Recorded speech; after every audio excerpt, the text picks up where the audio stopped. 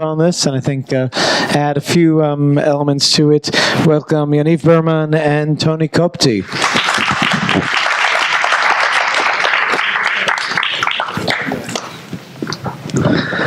Thank you, guys.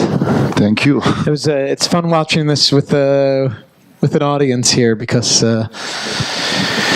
it's quite dramatic, and it's nice to see the audience respond to the drama, and quite effectively. Yaniv, where did this come from? Where did this start from you? For me, it starts from my own military experience, I think. But actually, there is a story that I'm always telling. It's about my daughter when she was in kindergarten a few years ago. One of the parents, high-ranking officer in the army, he went to speak with the children about the army. And when she came back from kindergarten that day, she was amazed. She never heard about anything happening, about the fighting and about soldiers. She didn't know anything about it, and she was very frightened. And she told me that she don't want to go to the army. And I thought to myself, well, she has 13 years to get used to the idea. And I think for us, for most of the people that were born in Israel, and from very early age, we know that someday we'll have to go and serve in the army. And we start to prepare ourselves to this moment, and also it never leaves us. I'm still have to go to the army every year to do reserve, so it's a part of our life. The militarism. When you go to Israel, you see soldiers all around you. It's a part of the society, and of course the media. So it all affects the young generation in certain ways. Of course, they're not going and killing the people, but it affects them in a lot of ways, which I wanted to show. And some of it is how we solve our problems. That usually if the government use violence in order to resolve things, it's going to all the people in the society, and eventually it comes to the children, and we all are very violent. Not only in Israel, but specifically. And Tony, how did you get involved with this? When did you connect here, and what attracted you to this? What attracted me is the story, of course, all the bold statement in the story. And you like the blood. The blood. Yeah, only the blood. Yeah. So I got on board 2 years. Now it's maybe 4 years ago. And what else? It's for me. It was a good script, and it was all about giving a self-critic about the society, and it all was about a film that in Israel, the society it's very tough. They don't see in films. They don't touch taboo, and in this film there's children. That's for them is taboo. All the education system and the soldier. That nobody speak about soldier. And after all, in the film, there are good people, they are human, but there are coincidences. So this is what attracted me in this film. So I have to ask a question just as far as the production and the directing. The kids are amazing. It's really like, you rarely see kids this good. How did you find them? How did you work with them? This is not a simple task.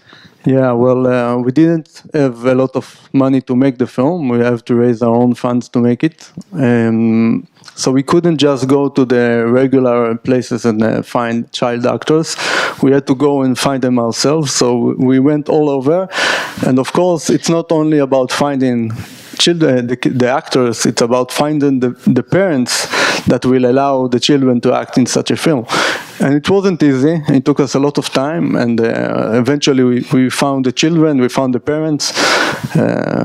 We found some children that the parents, of course, didn't want, and or wanted to change things in the script.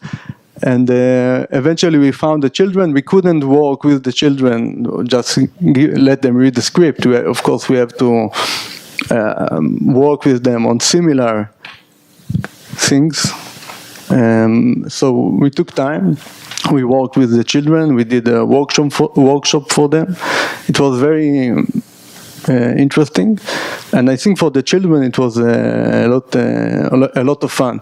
Actually, when we started filming the movie, a war started. It was Tzuk Eitan 2 years ago, and it was very hard. And of course, we had to get the permission of the parents, of the mother, that we let us keep shooting the film, because we shot it in open spaces and with missiles above our heads.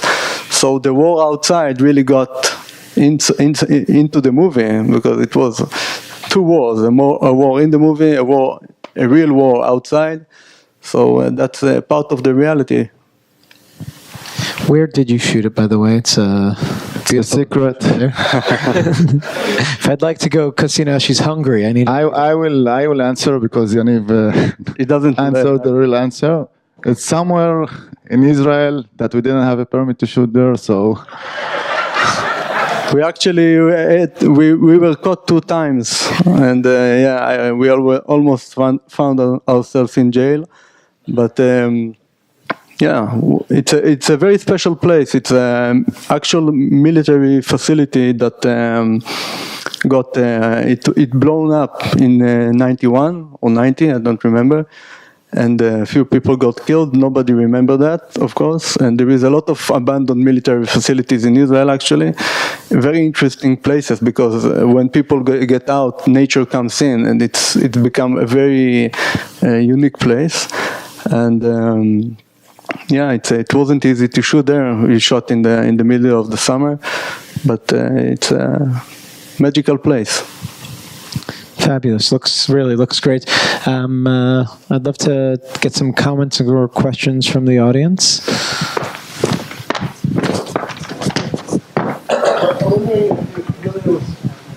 Oh, okay. Hi. Thank you. I'm wondering if you're familiar with a novel by I think it's William Golding. I guess it's on Lord of the Flies. Lord of the Flies. So was that informed you in any way on writing the script? It's hard to say, because it's a very I was affected very much by that book, so I suppose in a lot of ways it did. And what were your other inspirations? I see some Stand By Me in here for some reason. Well, I really love working with children. I think that in our childhood, especially, I can speak about my childhood. Growing up in Israel, there is it's chaos. Actually, we forget how painful and how hard it was. When we get older, we forget about it. But I think there is a lot of things that we can see in that time, and we can learn a lot from that time, from that chaos, from that the rules of growing up the children in a lot of places. It's interesting. I grew up in Israel and spent some of my formative years there, and that's one of the things that I found very relevant in Israel. Growing up there, on some hands, one could say it's a nice thing as opposed to childhood here, say in New York. There's a lot of freedom. Kids kind of run around and do whatever they want and have these gangs, and you're not as you're not as leashed down as maybe children are in other places in the world. And at the same time, there's also a lot of violence, and that's also there within it all, and plays a part, whether it's coming from home or coming from the news or wherever it's coming from. But you're always playing soldier in a way. You prepare yourself to the time that you'll be a soldier. And I want to speak a little bit about the soldiers, because they are not the soldiers that we usually hear about. We usually hear about the strong Israeli soldier. But from my experience, when you draft everybody to the army, a lot of people don't want to go to the army, and they are not suitable to go to be a soldier, and still they're being drafted. And it's not a thing that a lot of people talk about, especially in Israel, but the military prisons are full with such soldiers. They are full of them. A lot of soldiers run away and they don't want to serve. I myself as a soldier had to go and bring a lot of people that ran away. They didn't want to serve, and still they force them to serve, and they're not suitable for that. So these kind of soldiers really exist. And they are not just cricketers. They really exist in Israel, a lot of them. Caricatures. There's a question up here. Yeah, I get that you're trying to relate this to the general violence in the society that emanates in part from the embattled state that Israel is in. But frankly, I found their behavior so extreme, so bizarre, so perverse, that I didn't relate it to I didn't see the connection between that and the violence that Israel as a society has to contend with. Maybe I'm the only one who didn't get that, but it seemed to me to be more of a horror story, and the violence was so extreme, and the behavior of these children was so perverse that if there was a metaphor there, it was lost on me. That's all I can say. I know it's not typical in this festival for people to make critical comments, but I think Not typical in this festival. Everybody makes critical comments. Well- that's all we do here. not directly to the producer and the director, but I must say this film is a metaphor. It is a metaphor. It is a metaphor for our life in Israel. The way I see it, it's the monster in the well. We invent our own God in order to do things. We invent the reason for violence. And if you see it as a metaphor for life in Israel, we invented a God in order to kill other people. It gives us a good reason to do it, to do it. And we go to the army and we do it for a reason that we invented. And when we invite such a reason, a God, like the children invent, it gives you the power to do everything. And I think this, for me, it's very important thing to say. And of course, it's a not easy film. It shouldn't be easy. And in war, there is a lot of violence. And the war that the children started should be violence as well. It shouldn't be a child game. I'll add on just and correct me if I'm wrong. I don't think that the film itself was going for realism. I think the film was going for cinematic genre kind of direction as far as and I'm trying to pinpoint the exact genre there. But there's that Lord of the Flies kind of feel to it all. But beyond that, all of that does play within a metaphor, within a greater metaphor. Yeah. There's a question up here with the mic. Excuse me. Thanks. 3 quick ones. First of all, why was this film in the other Israel as opposed to the Israel Film Festival? Question 2, could the story have taken place in a different country? And 3, could you speak about the fact that the 2 deserters were B'nai Mizrach and the kids were Ashkenazim? Well, I must say it's not true. Most of the children and the soldiers are mixed. And you have to understand that in Israel now a lot of people are mixed. They are part Ashkenazi, part Mizrahi. I'm not going to say who is who, but they are. And I really didn't care when I cast the film about Mizrahim or Ashkenazim. But it is. A lot of people think about it, and that's the way we think in Israel. You know, everybody should belong to a group, and you're searching these typicals in the groups in order to say that this film is not only against what it is, but also about inner, racism. I can answer the Other Israel question for that, why we selected this for Other Israel. I thought actually beyond it being a great film, the social commentary actually plays as a place where we want to have a discussion that goes a little bit beyond. I'd say in our mainstream festival, there's not the same platform for this kind of discussion that we're having right now. The third question was, could this story have taken place in a different country? I believe so, because again, violence we have it everywhere. America is also very violent, so it's not. But again, I told it about my people, about my country, the thing that hurt me. But I'd also, I mean, it's not the reason, but also point out that Tony Copti here, working with Nir, it's a collaboration between an Arab and a Jew working together with a film that has a critical perspective, which I think means that this is not just a film for film's sake. Question. The microphone's going around, ma'am. There's a woman above you who asked for the mic before you. Oh, but you should get it first. She's been raising her hand too. She gets the microphone. We'll get to you. Two things bothers me. But one, why the characters of the mothers were so passive, and they were like didn't care, like, okay, you're going to the mall. I cannot believe the mothers in Israel. I have my sisters in Israel. Or, I don't think so. They are like, okay, you can go.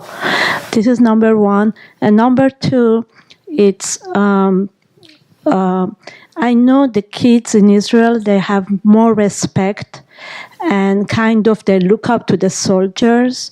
So why here they were stealing food and they were like, like kind of against them. So, of course, for in the children's eyes, these soldiers are not soldiers. In the children's eyes, their parents are the real soldiers, the real people that went to fight the war. These are not. These are deserters. So they don't really care about them. And about the mothers, I think that in a lot of places, you could be right, but in many others, they give the children to go and they can do whatever they like. Where I live, they let the children go to the mall every day. It's a safe place that the parents know that the children can go and okay, go. And I think in times of war, especially, everybody is so hooked to the news, to the television, that you don't see what's going around you. You don't care about what's going around you. You hear the news all the time, television, the radio. That's where you are. Hi. First, I'd like to congratulate you. It's a real work of art. Like, it looks very hard to do, looks very hard to accomplish, and congratulations. I just want to comment, I wanted to say this before the gentleman up there said this, but I grew up in a neighborhood very much like that. And next to my neighborhood, it was actually in front of where they create the arrow missiles. I won't say where it is, but it's where they create the arrow missiles for the army. And next to it was an abandoned base. And I had a gang. I went to a bunker just like that. There was rusted steel everywhere. During Lag BaOmer, we would burn like water coolers, and those things would explode. And nobody would like watch what we were doing. And I do the same thing. I go home, it's like, where were you? I was like, I was playing with my friends. Who cares? You're dirty, go take a shower. Wake up, take a shoko, go to school. Like, it's very shower. Very, and Who showered? You're a clean kid. Okay. Oh yeah. No, I'm not kidding. When I'm 13, I already knew like which unit I wanted to serve in. It takes a lot out of you to get out of that reality for a second, because it's so built in. It's like what I see with these kids is you grow up with all of that around you, you don't even notice. So to me, watching the girl, like, of course she's mad. Her dad died. He was a hero. These guys are not heroes. Of course she's going to try to kill that guy. It's hard to watch, and I agree. It's extreme. It's super extreme. It made me think of Dogtooth, actually, that movie. And I feel like the way that they showed it has to be like that. It's really hard to bring this up, like they said. It's really hard to say our 5-year-olds should not be talking to their soldiers about dying. There's another argument that says like 8-year-olds shouldn't watch Schindler's List. I did in school. Like 8-year-olds shouldn't go to bed and have nightmares about Arabs coming into your house and killing you, about like the Holocaust and all that stuff. It shouldn't happen. And it does happen. And it's fine. All those things are important for you to learn. They're just not it's not what your childhood is supposed to be. Now, you can say it's unpreventable. Yes, sure, maybe, but it's a thing. And I think that's why I really want to thank you guys. Like, this is important. And I agree. You did it for your people. You did it for the folks that need to see it. And this crowd needs to see it as well, because it's a reality that a lot of people don't see. But it's a reality that people don't want to see. Exactly. Exactly. But we have to engage in it. I did have a question. Was it about the shooting? Why did you go with handheld most of the time? Why did you go with handheld most of the time? That's the way I like it. I think it's more alive. It felt. I think just very effective as far as the tension throughout the film. You feel it. Why? First of all, I'd like to just say that in May, on behalf of Partners for Progressive Israel, on behalf of them, Gail Kulik, who made the comment, and I were on a fact-finding trip to hear voices that are not heard in Israel. That's part of our organization's mission, is to hear an American voice of the Israeli left. And one of the things we did, as you recall, Gil, is we visited 5 kibbutzim in the Negev to study the effect of living under rocket attacks. We didn't go to Sderot, we went to kibbutzim. The effect of rocket attacks on children. My problem with the film, I'm sorry, is, and I've lived in Israel, I've been there many, many times, I'm well aware, I'm not a Sabra, but I'm well aware of the nature of the society for both Arab and Israeli children. But by carrying it to such an extreme, for me, and I think artistically, I think you did a beautiful, you did a very outstanding film, but in terms of content and message, I think it becomes violence in and of itself, and we lose some of that message because it's so extreme that we have difficulty identifying. We all know Israeli children, I know Palestinian children. It's so extreme, and so I just wonder why you went to that extent to make your point. And it's not the quality of the film. I'm merely asking in terms of how you presented it, why you did it that way. I wanted the people to go through a very tough experience while watching the film. I think there is a lot of violence in Israel. A lot of it we are not aware of. A lot of it we don't want to be aware of. Grown-ups don't want to be aware of violence that happen inside the children's cycle. They don't want to hear it, but they do. And they don't talk about it much, but it's there. And from time to time, we hear it over the news, but we don't hear it all the time, but it's there. I know it as a parent, I know it as a child. I was a child, but I remember it. It's there always. It's there on the street where people driving. I'm not from Sderot. And I think in Sderot, maybe they go through a different kind of a process. I come from places that live in a bubble. So in my reality, war is more like in the movies until I get there. Okay. I'm just going to add on to it there. I mean, what you're raising here is a question that's actually a big question within cinematic theory and in education theory too, as far as do these films that are critical, some possibly raising a criticism of violence, actually inspire violence in many ways, and we see that in American cinema too, and it's often discussed, and this is something that's been also, this is a very old question that exists there, and I think you're absolutely right that yes, this, like, I mean, a kid could see this and go take his bow and arrow and then want to shoot it, and then what was the chicken or the egg here? But it also, it does work the other way, and there's definitely doesn't negate the criticism that's there. And of course, it's not a movie for children. They'll see it anyway. They'll find their way. You had a question, ma'am? Here? No? It was asked. We could give you the microphone so people can hear you.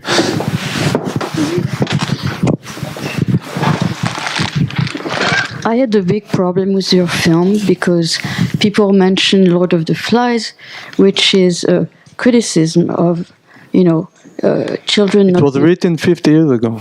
Sorry? Lord of the Fly was relevant to the time it was written. This, I feel, relevant to my reality and to my reality time. Is one thing, making a film is another. This is not a documentary, it's a narrative that you wrote. It has an ideology, it carries an ideology. Right. It pretends with the children that they're wild, they're uncivilized, and, but then they end up supporting a militaristic ideology when they say you're deserters, you're the enemy because you're deserters. So at first I thought you were making an anti-war film, and then it turns around and it supports war. It supports, war depending which side you're on. So I was completely confused in the end and resentful to have been manipulated in a way to arrive at that point. I'm sorry to say that, but, I hope that parents in Israel, when they watch the film, don't want their children to kill, deserters only because they think it's wrong. But I think maybe you look at it in a very simplistic way.